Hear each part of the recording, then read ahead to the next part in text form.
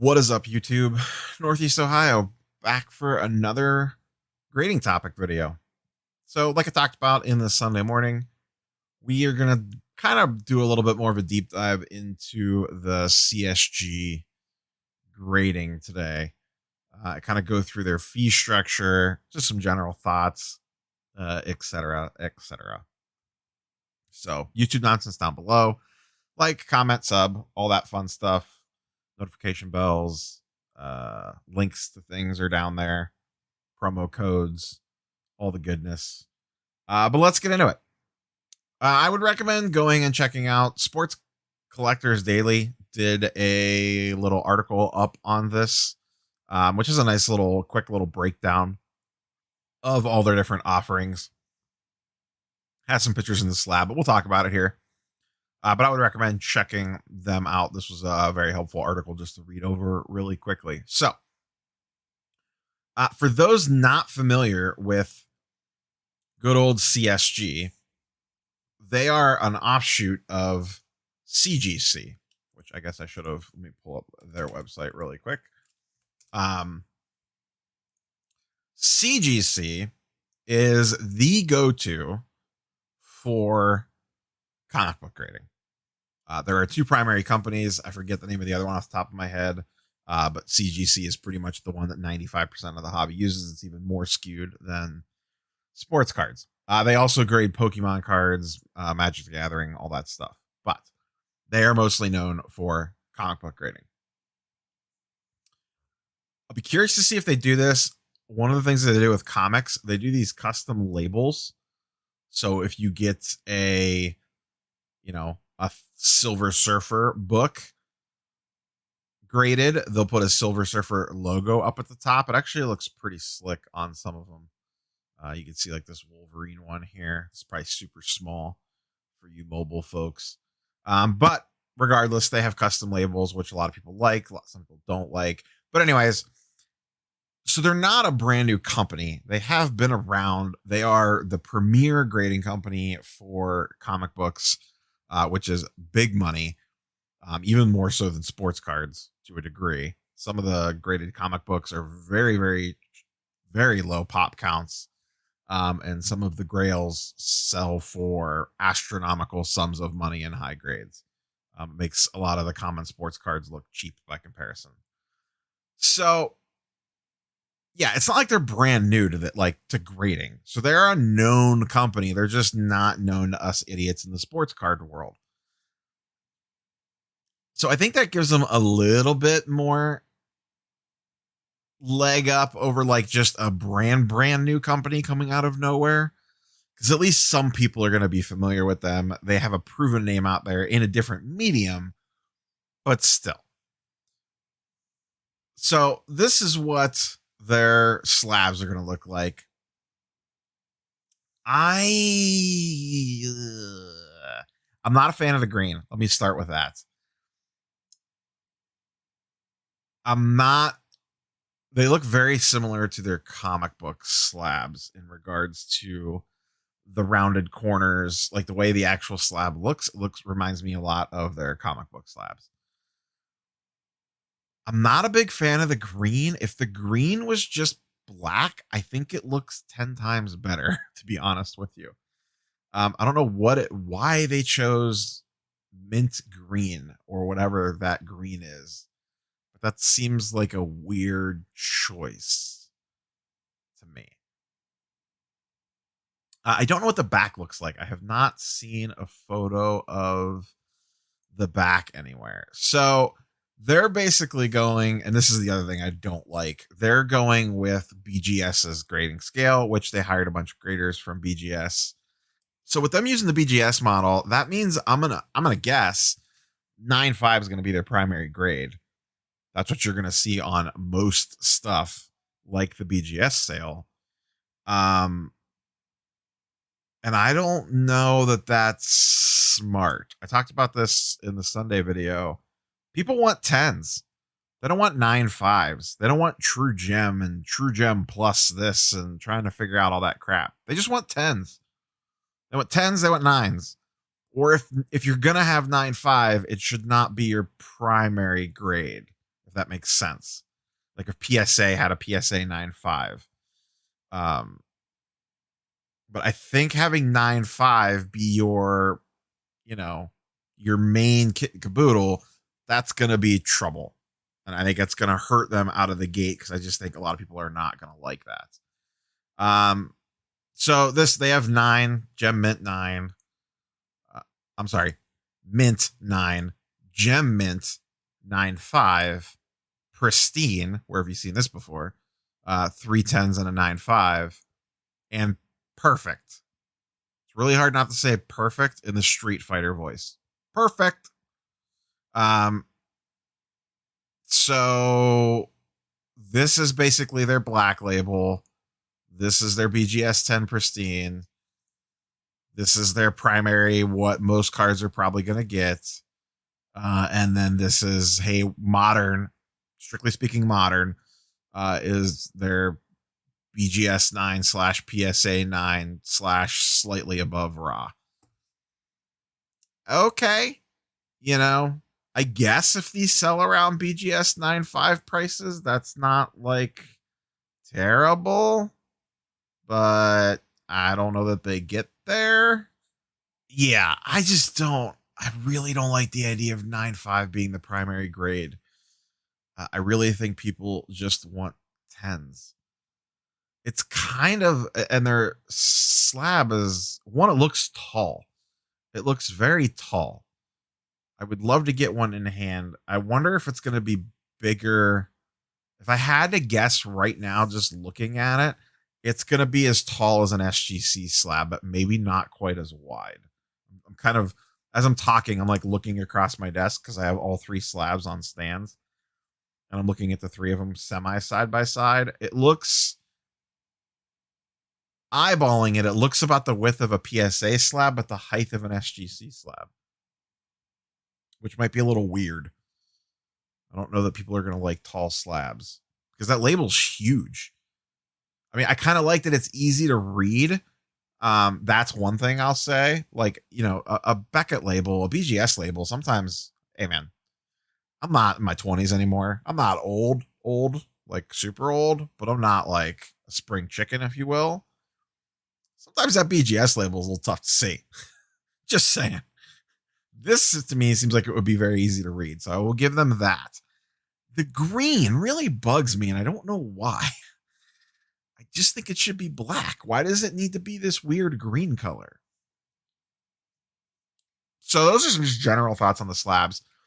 As I said in the other video, I really need to hold one. Does it feel cheap like SGC? Does it feel thick like BGS? Or is it something in the middle like PSA? I need to feel it to see what this thing's all about. And I don't know. Perfect. Okay. All right. Let's just talk about their pricing. So these are their pricing tiers. Now, here's the trick. When we talk about these, add $10 to all of them because subgrades are an add-on service. Extra $10. Also adds 5 days to the turnaround time. $10 for subgrades is kind of whatever. I mean, Beckett charges for subgrades too. I forget what the pricing difference is for Beckett subgrades. I should have pulled that up, but I didn't. And then there's some extra little add-ons. $2 for $2. I'm not really quite clear what quick submit means. Pedigree seems strange. So you could basically say like this was in a certain collection. Boy, it says you could do it for yourself or like an actual significant collection. Now, if it's from a significant collection, that to me is interesting. Don't pedigree these things to yourself, especially if you ever want to sell them. Good Lord. Interesting idea. I will be curious to see if this catches on. And I don't know what a significant collection would mean for me. I guess that would be the comments will love this one. So if Gary V submitted cards for grading and he pedigreed it to the Gary V collection, maybe that adds some value onto it for some people or some other famous person. submitted cards for grading and wanted to pedigree them to themselves. Otherwise, I think it's just a detractor. And then we see their crossover surfaces, etc. I'll get to that last one in a second. So add $10 to everything that we talk about because, like BGS, why are you wasting time if you're not getting the subgrades? If you're going to submit to these guys and you don't want subgrades, just send the PSA or SGC because the whole point is for the subgrades. So spend the $10 to get the subgrades. Otherwise, what the hell are you even doing here? So walkthroughs 100.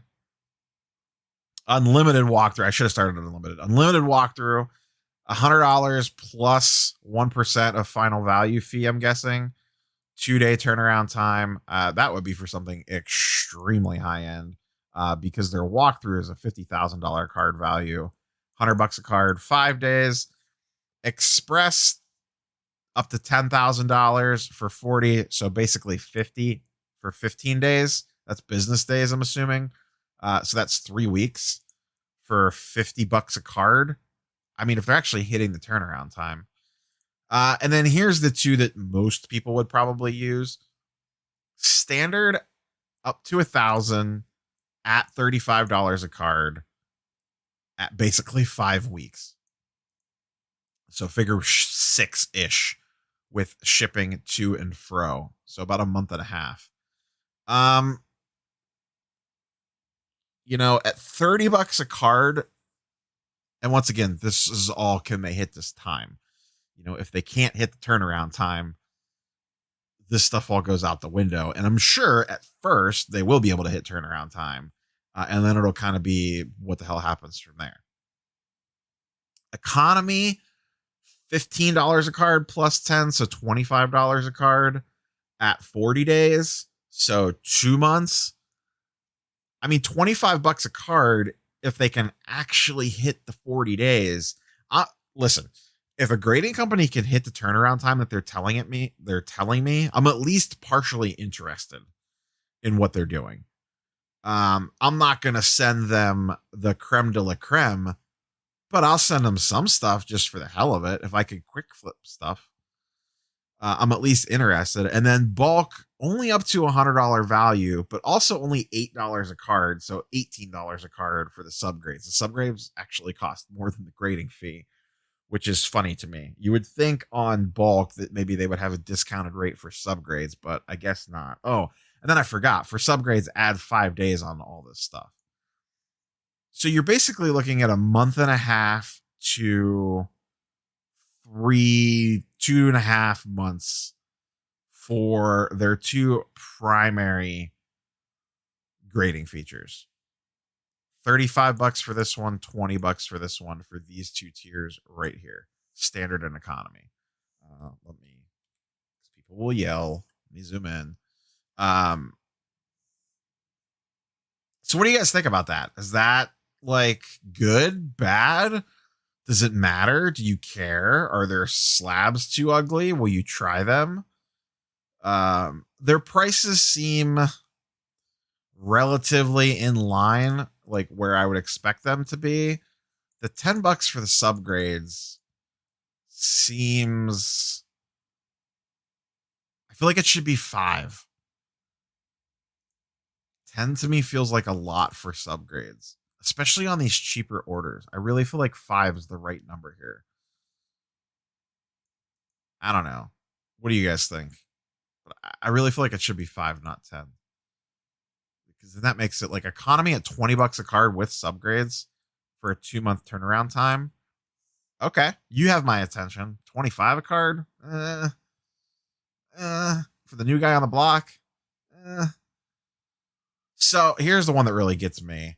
This one actually kind of irked me a little bit. Premium high res images, $5 per card. Okay. A lot of you might be going, what the hell is this? This is something, if you've never submitted with SGC, that they do. As a freebie, which is what SGC, they do not charge for this. It's really nice. So essentially what they do is once your cards have been graded, as they ship to you, they send you high res images of the front and backs of all your cards in the slabs. What that means is you could post them for sale before the card's even back in your hand. So there was instances on a couple of my SGC subs that I did where I had the cards sold like before they even got back to me. So like they shipped on a Monday, their delivery was like on a Friday. I put them up on eBay, the ones I wanted to sell right away with high res images, and just put like 4 days handling time. And I sold a handful of cards before the shipment even got back to me. So as a freebie, I like it.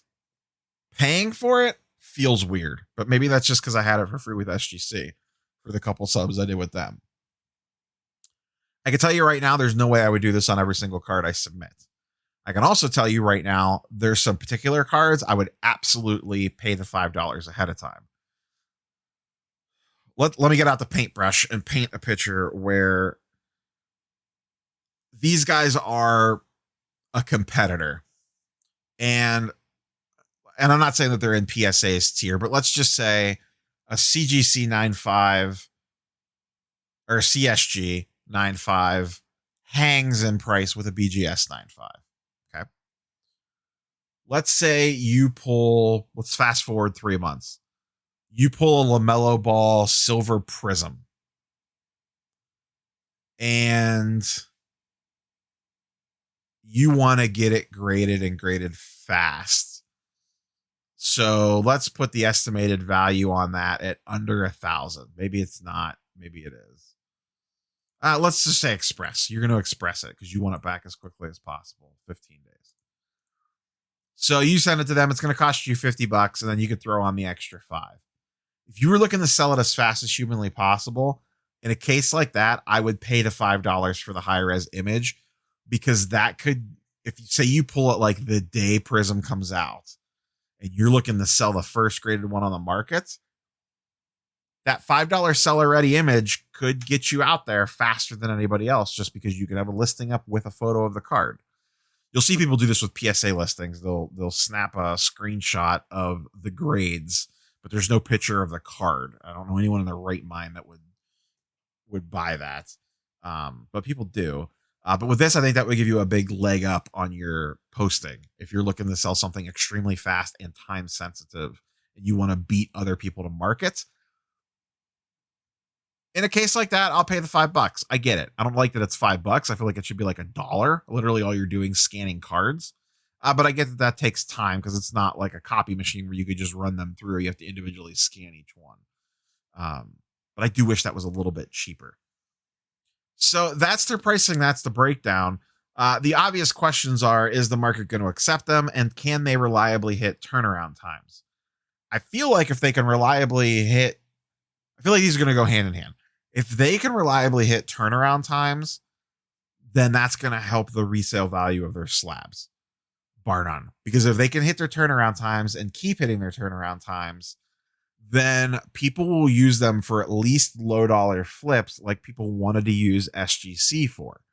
So, let's go back to Mosaic, and you pull like a Will to Win Luka Silver Mosaic. Raw, it's like a $5 to $10 card, maybe if that. And a PSA 10, it's like an $80 card. Could you bulk submit it to them for $18 a card with subgrades? Get a 9.5 and sell it for $50? Okay, sure. If you could do that, then that makes sense to me. Like, I could see them, at least at first, working out a niche for some lower end stuff.